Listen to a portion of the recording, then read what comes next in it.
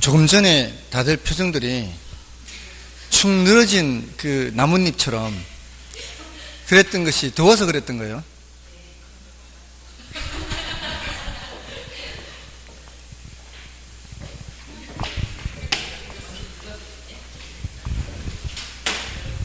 이게 쌩쌩하지 않고 나뭇잎이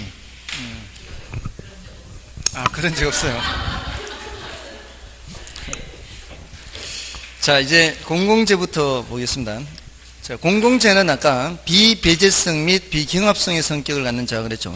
대표적인 예가 등대인데요. 특히 문제가 되는 게 비배제성 때문이라 그랬죠. 비배제성은 그 이용을 하는 사람이 그 대가를 지불하지 않더라도 배제할 수 없는 성질이고요.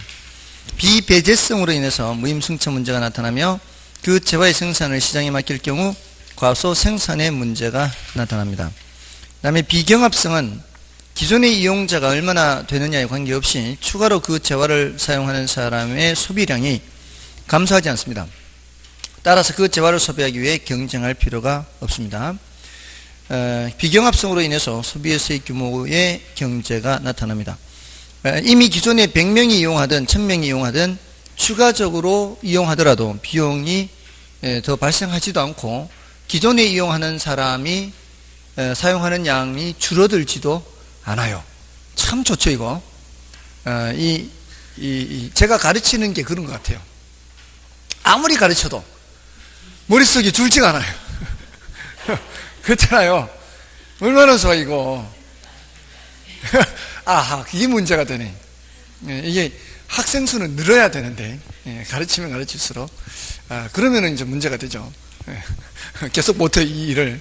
아무튼, 이 가르치는 일이라는 게 그렇습니다. 아무리 가르쳐도 제 머릿속에 줄어들지도 않고, 가르치는 사람은 그렇습니다. 조금이라도 이렇게 쉽게 가르치면은, 더 좋으니까, 가능한 이제 쉬운 방법을 생각하고, 또 한편으로는 이런 게 있습니다. 이 공부라는 게, 그냥 정말 정답만 해서 맞출 수 있는 그런 시험. 예를 들어, 우리 그 운전면허 시험. 운전면허 시험은 원리를 얘기할 필요 없죠. 거의 뭐 문제가 똑같은 지문이 거의 똑같이 나오니까 그냥 그 뭐 원리나 이론이 필요 없어요. 근데 이거는 그래도 조금은 이제 표현이 바뀌니까 이게 표현이 바뀌어도 맞출 수 있게 하려면 이해를 해야 되니까 그래서 어느 정도 이해를 할 수 있는 방법으로 설명을 드린단 말이죠. 근데 그게 과거에는 그렇지 않았어요. 과거에는 그냥 거의 뭐 암기식으로만 해도 그렇게 큰 문제가 없었는데 점점 가면 갈수록 이제 이해를 해야만 풀 수 있는 문제들이 많이 나타나서 그래서 점점 가르치는 게 힘들어지는 겁니다. 이게 모든 걸 다 이야기하기가 어렵거든요. 그리고 그 많은 양을 다 배울 수도 없고 그래서 막 한숨 쉬고 있어요. 막 해야 될 게 많은 것 같은. 아무튼 그렇습니다.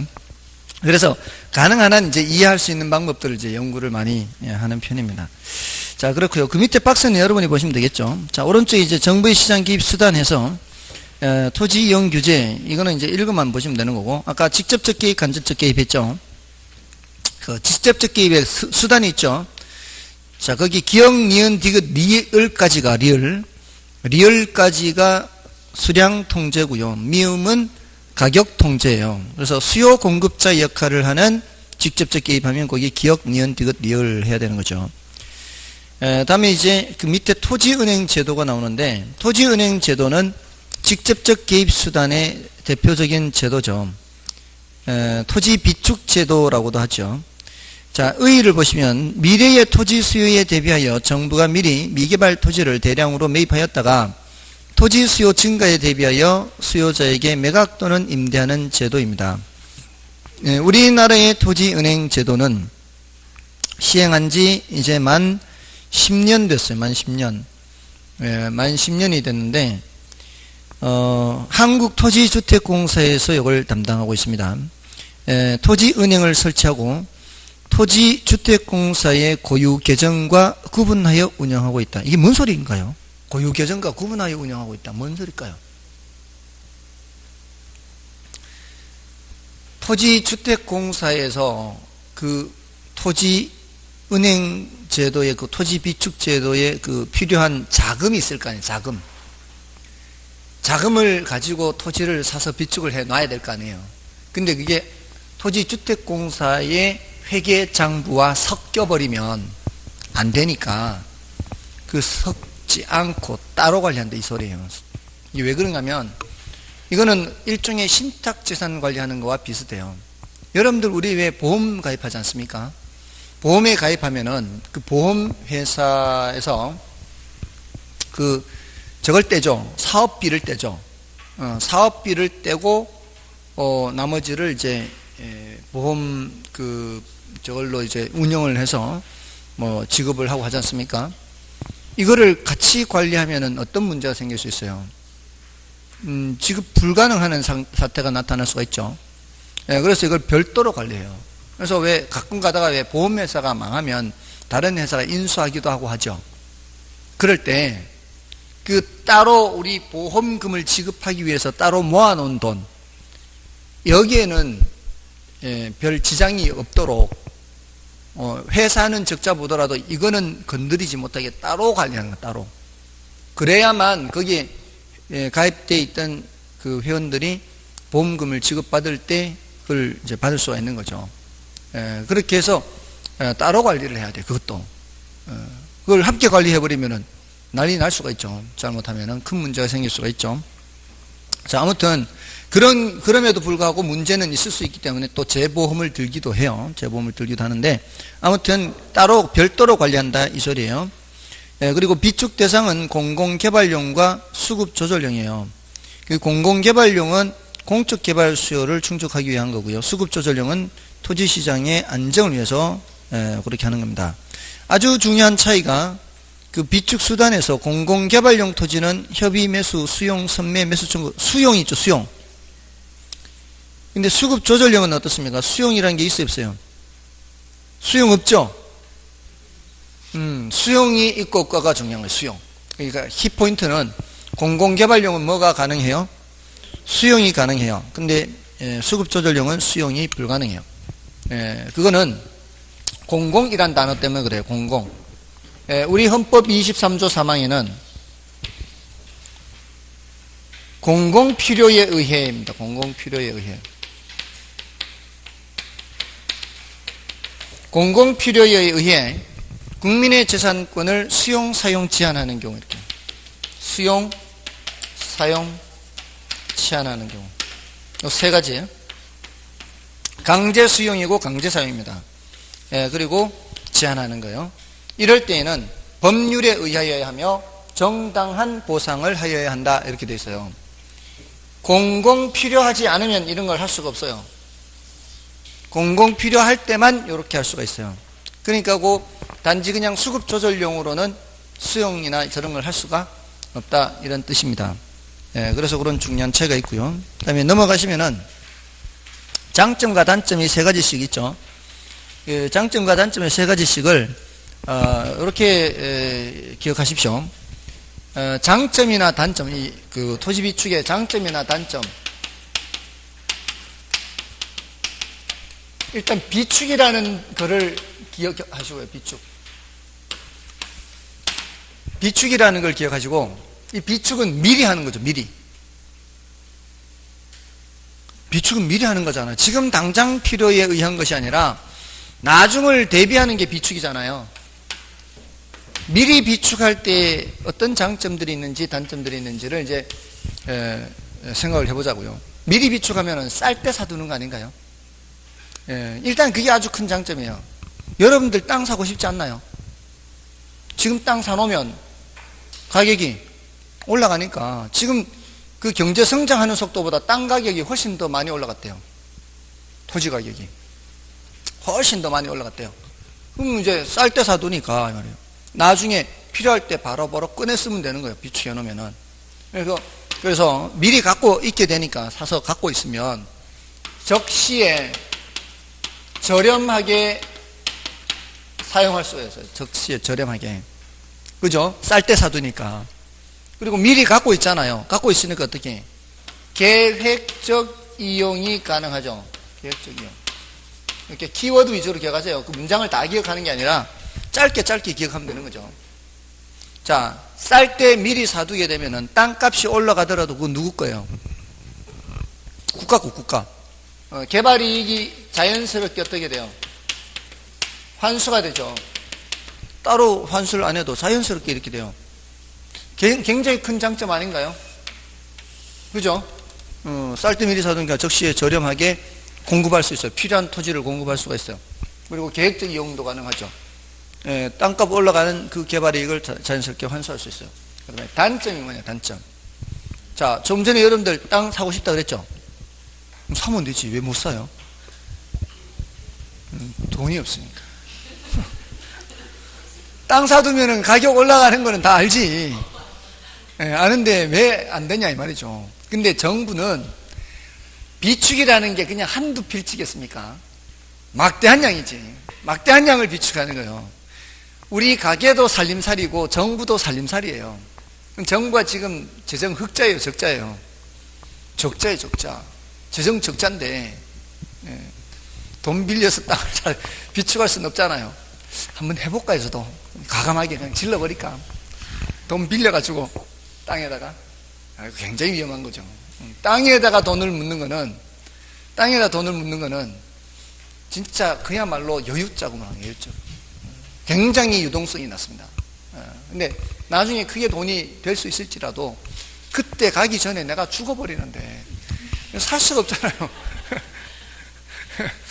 빚을 내서 할 수는 있겠지 어쩌면.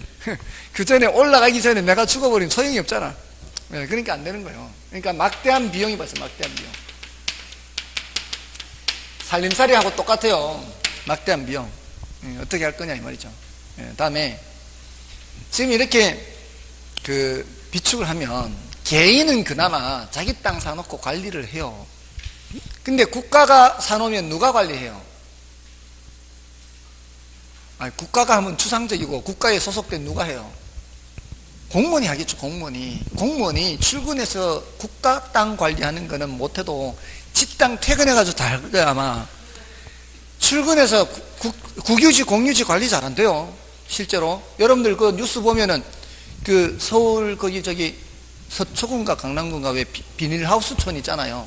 그 뭐 거의 해마다 한 번씩 불나가지고 그 뭐 비닐하우스 그런 뉴스 나오잖아요. 그게 왜 비닐하우스촌이 생길까요? 거기가 사유지가 아니기 때문에. 그 시땅이에요, 시땅. 국유지, 공유지 이런 땅이니까 관리가 안 되니까 그 와서 사는 거예요. 그럼 나중에 필요할 때 되면은 그 사람들을 내보내야 될 거 아니에요. 내보낼 때 그냥 자기 발로 걸어 나가겠냐고. 미리 사둔 의미가 없는 거죠. 미리 사두면 바로바로 써야 되는데 바로바로 못 쓴다는 얘기예요. 불법 점유가 되면은. 관리 문제가 있다면 관리 문제. 나중에 사용할 때까지 관리 문제가 있어요. 그리고 지금 이게 토지 비축제도 지금 어디에서 이런 얘기하고 있어요? 지금 하고 있는 단원이 어디예요? 어떻게 개입하느냐 하는 거잖아요. 어떻게. 직접 개입해서 하고 있죠. 직접 개입이라는 얘기는 정부가 지금 시장에 등장한다는 얘기잖아요. 뭐로 등장해요? 수요자로 등장하죠. 수요자로 등장하는데 정부가 큰 손이에요, 작은 손이에요? 큰 손이 시장에 들어오면은 멀쩡하던 시장이 어떻게 되겠어요? 들썩들썩거리겠죠. 정부가 투기를 조장한다고. 투기 조장. 멀쩡하던 시장. 이거는 이제 직접 개입을 생각하는 거예요. 직접 개입. 이런 단점들이 있다 이 말이죠. 그래서 우리 시험에 한 3번 출제됐어요. 3번.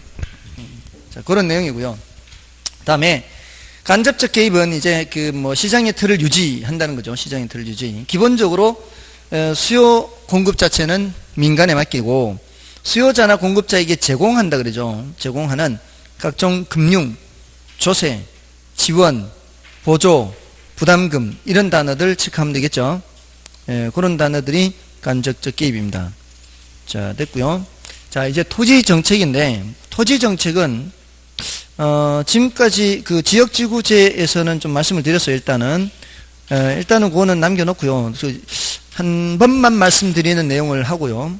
한 번만 말씀드리는 게 68쪽에 개발이익 환수제도예요.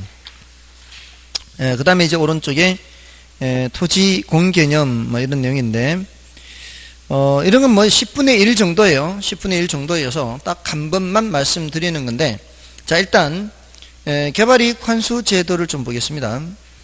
그 개발이익이라는 게 뭐예요? 개발이익. 토지 소유자의 노력 없이 지가가 상승하여 얻은 이익으로서 정상지가 상승분을 초과한 부분을 개발이익이라고 얘기합니다. 자, 예를 들어 내가 땅을 갖고 있는데,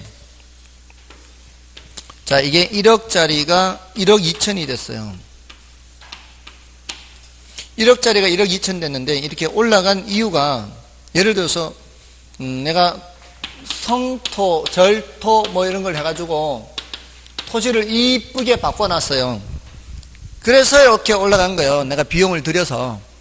이러면은 이거는 누구 거라야 돼요? 내 거라야 돼, 내 거.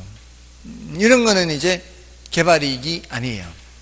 내 노력에 의해서 올라갔으니까. 뭔지 아시겠죠? 개발이익이라고 할 때는 토지 소유자의 노력이 없이 그냥 올라간 거예요. 자, 근데 그냥 올라가도요, 이거 다를 개발이익이라고 안 하고요, 정상지가 상승분만큼은 개발이익이 아니에요. 빼는 거예요. 왜냐하면 전국 평균 지가 상승률이 5%예요. 전국적으로 평균적으로 5%가 지가가 상승했어요.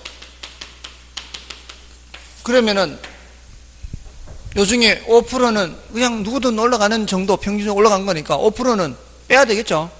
그럼 여기서는 개발이익이 얼마가 되는 거예요? 5%는 500만 원이니까 500만 원은 빼고 개발이익이 1,500만 원이라는 거죠. 1,500만 원. 됐나요? 자신의 노력과 관계없이 올랐는 것 중에 정상지가 상승분을 뺀 부분, 요게 뭐다? 개발이익이다, 이렇게. 자, 그러면 이 개발이익 1,500만 원은 이 토지 소유자한테 줘야 돼요? 아니면 사회로 환수해야 돼요?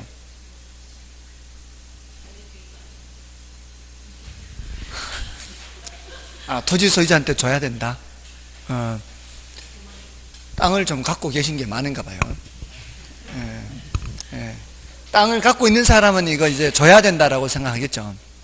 저는 땅이 없거든요. 없으니까 이걸 환수를 해야 돼요. 그리고 떠나서 우리 시험 칠 때까지는 환수해야 돼요. 시험 칠 때까지는 환수해야 됩니다. 이거는 개발이익 환수해야 돼요. 근데 100% 다 하지도 않아요. 1,500만 원 다 환수하지도 않아요. 지금까지 제일 많이 환수한 게 얼마를 환수했는가 하면 50% 환수했어요. 50%. 근데 이것도 헌법 불합치 결정 받았어요. 예전에 토초세가 있었거든요. 토초세.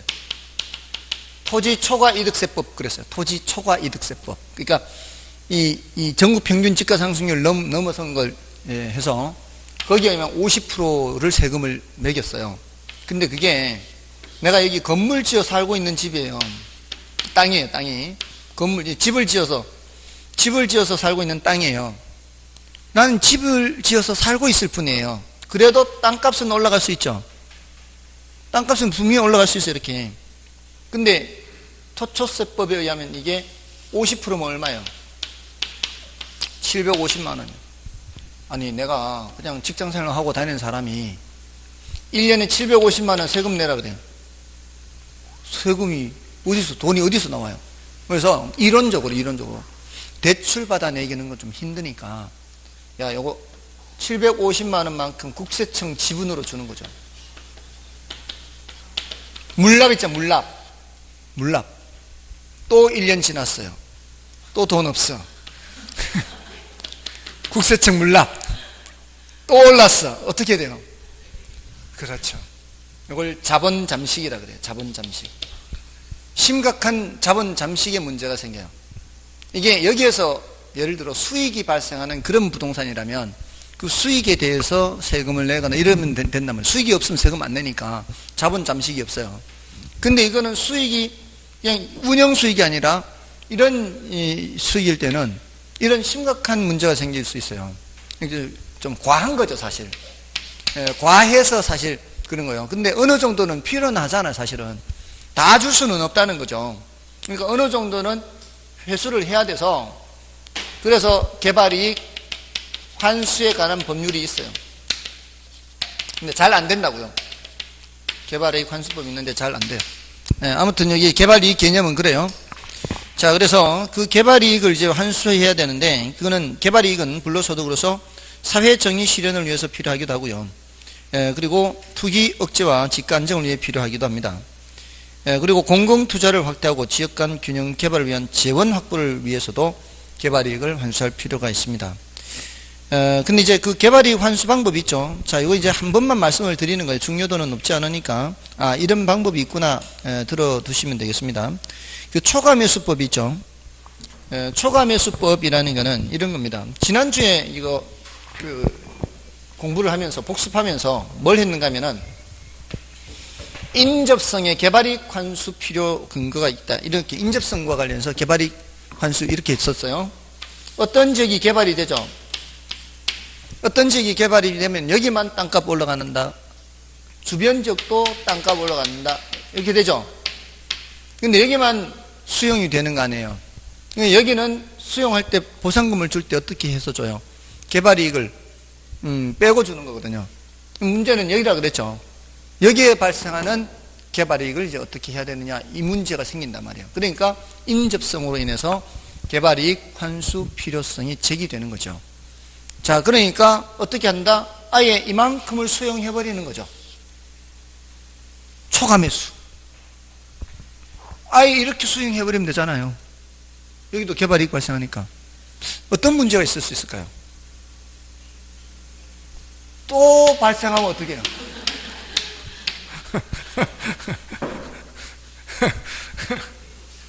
또 발생하면 한도 끝도 없잖아. 자, 그런 문제가 있고, 그 다음이 아까 어디 갔어요? 지웠나? 아까 공공필요라 그랬잖아요. 수용, 사용, 제한하는 경우 뭐일 때만 할 수 있다고요? 공공 필요할 때만 요구할 수 있어요. 필요한 부분은 빚금친 부분이에요. 그 바깥까지예요. 빚금친 부분만 필요해요. 바깥 부분은 수용하면은 위헌이에요, 위헌. 헌법 23조 3항 위반이에요. 헌법 23조 3항 위반이에요. 위헌이에요. 할 수 없어요, 우리나라는. 그래서 할 수 없이 이 부분에 대해서는 개발이익 환수에 관한 법률에 따라서 개발 부담금을 부과해요. 개발 부담금. 근데 개발 부담금이 잘 부과되는 건 아니라고요. 그러니까 여전히 뭘 하게 되는 사람들이 투기하는 거죠, 투기. 투기한다고 할 때는 고개를 아주 끄덕이고 계세요.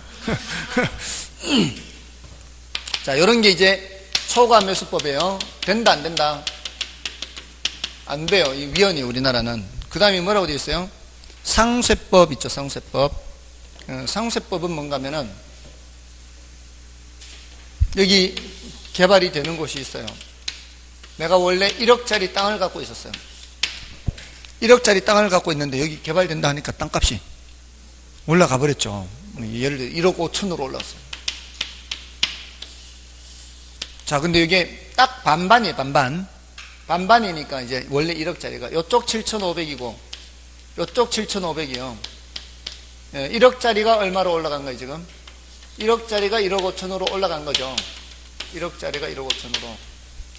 자, 그러면은 요 반이 편입되고 반은 편입이 안 됐으면 반 편입 안 된 부분 얼마? 7,500. 요 안 편입되는 부분 7,500인데 보상을 해줄 때 요 사람이 원래 얼마짜리 갖고 있었어요? 1억짜리 갖고 있었는데 여기가 7,500 됐잖아요. 그러니까 2,500 올랐죠. 원래 이거 5,000이었잖아요. 2,500 올란 만큼을 까고 보상하는 거예요. 까고. 상쇄. 까고. 결국 여기 2,500 주겠다는 얘기예요. 됐잖아, 1억. 1억 되면 되지, 1억. 원래 갖고 있는 게 1억이었으니까. 아니, 여러분들 그 환지 방식 있죠, 환지. 환지 방식 할 때 어떻게 합니까? 원래 내가 땅을 1억짜리 200평짜리 갖고 있었어요. 1억짜리 200평짜리. 근데 택지 정리하면은 이렇게 땅을 고르게 이렇게 삐뚤삐뚤한 거를 환지에서 택지 정리하잖아요. 이렇게 반듯반듯하게. 그러면 땅값이 올라가요, 안 올라가요? 올라가죠. 올라가면 더블로 됐다면 내가 100평으로 돌려받아요. 예를 들어. 그래도 뭐는 채워줘요? 1억은 채워준다, 1억은. 원래 내가 1억짜리 200평인데 1억짜리 100평으로 받는다, 1억짜리 100평으로. 땅값은 올라갔기 때문에. 그래도 그게 나아요. 왜냐하면 그 이후에 땅값 상승률이 더 높거든.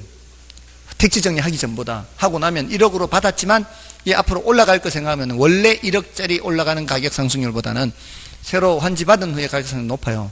어쨌든 거기서도 1억이면 1억으로 준다고요. 맞잖아요. 그러니까 얼마 주면 돼? 2,500 주면 되지. 여기 7,500 올랐으니까 뭔지 아시겠죠? 까고 주는 거. 요걸 상세법이라 그래요. 그래서 1억은 채워준 거 1억은. 얘를 안 준다. 개발이익은 안 준다 이 말이에요. 근데 여러분들 그 배우는 이 법을 배우다 보면 나오는 법률이 하나 있죠. 공익사업을 위한 토지 등의 취득 및 보상에 관한 법률. 공취법이라 그러죠. 안 들어봤어요? 그러니까 법을 공부하는 게 아니라 하다 보면 나오는 법이 있잖아요. 공익사업을 위한 토지 등의 취득 및 보상에 관한 법률, 공취법 줄여서. 그 공취법상 어떻게 하도록 되어 있는가 하면은 얘는 얘대로 일단 5천만 원 보상해야 돼요. 2,500 주면 안 돼요. 얘는 5천만 원대로 보상해주고 여기에서 발생하는 개발이익은 따로 환수를 해야 돼요. 그렇게 하도록 법으로 명시가 되어 있어요. 그 소리는 이런 상세법을 하면은 위법이 위법. 위법이라고요. 이건 위헌이고 이건 위법이고. 자본주의 사회에서 함부로 국유화 나올 수 있어요, 없어요? 함부로 국유화 못하는 거죠. 그럼 이런 방법은 안 돼요. 안 돼요. 안 되고 남아있는 방법은 뭐밖에 없어요? 직접 부가법밖에 없어요. 자, 요거 조심해야 돼요. 여기 직접이라는 단어 보고 직접 개입 생각하면 안 돼요. 분명히 말씀드렸습니다. 지금 뭐라고 돼 있어요, 여기? 직접이라고 돼 있는데 이게 직접 개입이 아니라 직접 부가예요, 부가. 그러니까 따지면은 간접 개입인 거예요. 간접 개입이요. 직접이란 단어 때문에 속으면 안 돼요. 자, 그 부가하는 방법이 과세적 방법이 있고 비과세적 방법이 있죠.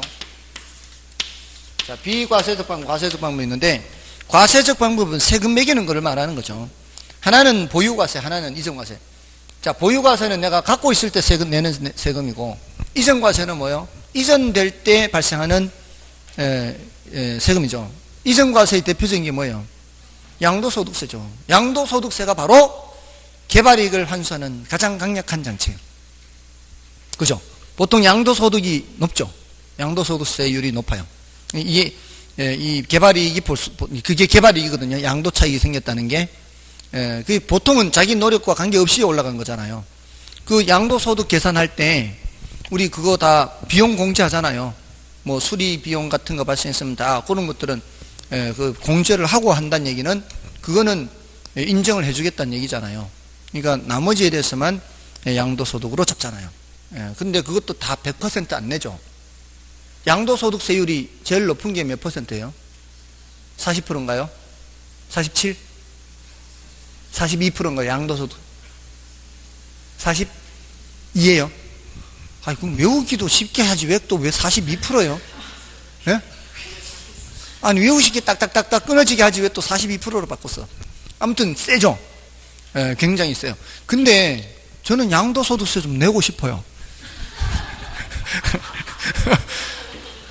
양도소득세 좀 내봤으면 좋겠어. 슬프죠? 아무튼 그 양도소득세가 가장 강력한 과세적 방법이에요. 다른 거는 세지 않아요. 이전과세가 세요. 이전과세가. 이전과세에 양도소득세 말고 또 뭐가 있어요? 다들 1차만 하는 거죠. 중요세 있잖아요. 중요세. 옮겨질 때 내는 세금이 이전과세 아니에요. 그럼 중요 나한테서 저쪽으로 가잖아. 증여세 이전과세 또 상속세 이전과세 다 옮겨질 때 내는 거 이전과세 아니에요. 예, 그런 건 다 세요. 대체로. 이전 과세가 센 편이에요. 근데 보유세는 낮아요. 근데 이제 정부에서 어떻게 바꾸려고 그랬어요? 보유세를 올린다 그러잖아요. 보유세를. 종부세, 재산세 이런 거는 보유세죠. 예, 아무튼 보유세가 좀 낮은 편이에요. 그는 별로 크지 않아요. 근데 비과세적 방법은 개발부담금이 대표적이에요. 아까 계속 얘기했죠. 개발이익 환수에 관한 법률에 의해서 개발부담금 내는 거지. 이 개발부담금 이게 대표적이에요. 그 다음에 뭐라고 돼 있어요? 재건축 초과이익 환수제도 있죠. 이거는 재건축 아파트의 경우 용적률 같은 거 이렇게 높여줄 때 수익성이 좋아지잖아요. 용적률 높여주면 수익성이 좋아지거든요. 대신 임대 아파트 짓게 하는 거예요. 요거 올려주는 대신에 너 혜택 보니까 그 중에 일부를 임대 아파트 좀 지어라. 그래서 저소득층들이 와서 살 수 있게끔 해라. 뭐 이렇게 하는 거예요. 또 환지에서 간보자. 아까 환지했잖아요. 환지할 때 간보를 하게 되는 겁니다. 그게 이제 개발이익 환수하는 거고요. 또 아까 토지은행제도 했죠. 아까 토지은행제도 있잖아요. 쌀 때 미리 사두면 땅값이 올라가는 게 자연스럽게 환수가 되는 거고요. 그다음에 개발이익 배제 수용보상금 있죠. 수용보상금 줄 때 개발이익을 배제하고 보상금을 줍니다. 그다음에 채권 입찰제는 뭔가 하면은 입찰을 할 때 채권 매입액을 많이 써내는 사람이 낙찰을 받게 하는 것을 말해요. 그러니까 공공택지 분양할 때도 그렇고요. 또 우리 왜 선분양제, 후분양제 하잖아요. 그때 이제 선분양할 때 미리 분양 받을 때 분양가 규제하는 거, 분양가를 규제할 때는 이 투기적인 수요자들이 많이 들어오거든요. 시세 차익 노리고. 그럴 때 채권 입찰제를 시행을 하면은 채권을 많이 써내는 사람한테 낙찰이 되게끔 하는 거예요. 그러면은 채권을 많이 써낸다는 얘기는 내가 그 국채를 사서 계속 만기까지 들고 가는 사람은 거의 없어요. 그 자리에서 바로 환매를 하거든요. 그러면 내가 100만 원어치 채권을 사면은 한 80만 원만 돌려받고 20만 원은 그 자리에서 비용이 발생해요. 대신 내가 낙찰 받을 수 있다면 써내는 금액이 올라가겠죠. 그러면은 그 차액만큼 있죠. 차액만큼 100만 원당 20만 원씩. 그게 차액만큼은 다시 국가로 회수가 되는 거예요. 그러니까 채권 입찰제를 시행하면은 그런 개발이익이 다시 국가로 환수가 되는 거예요. 그 돈이 어디로 들어가는가 하면은 주택도시기금으로 들어가요. 주택도시기금으로 들어가서 공공임대주택을 짓거나 이런 또 주택도시기금 그 대출 있는 거 아시나요? 주택도시기금 대출도 있어요. 그 국민주택 규모 이하의 경우에 집을 살 때 대출을 해주거나 전세자금 대출해주거나 주택을 수리할 때 대출을 해주거나 이런 것들은 전부 다 국민주택 규모 이하라 해야 돼요. 그런 경우에 그 자금으로 사용이 됩니다. 자, 그게 채권 입찰제요. 다음에 이제 밑에 토지공개념의 경우에는 토지공개념은 그 의 정도만 아시면 돼요. 그 의를 보시면 토지공개념이란 토지는 유한한 자원이라는 인식하에 토지는 사회성과 공공성이 높은 자원이기 때문에 국가 정책적 차원에서 공익과 사익과의 조화를 꾀하고 공공복리를 우선시킴으로써 국토자원의 효율적 이용을 추구하고자 하는 개념 정책이 토지공개념입니다. 자, 이거는 부중성 때문에 그렇죠. 부중성으로 인해서 토지공개념 앞에서 우리 부중성 파생현상에서 나왔었어요.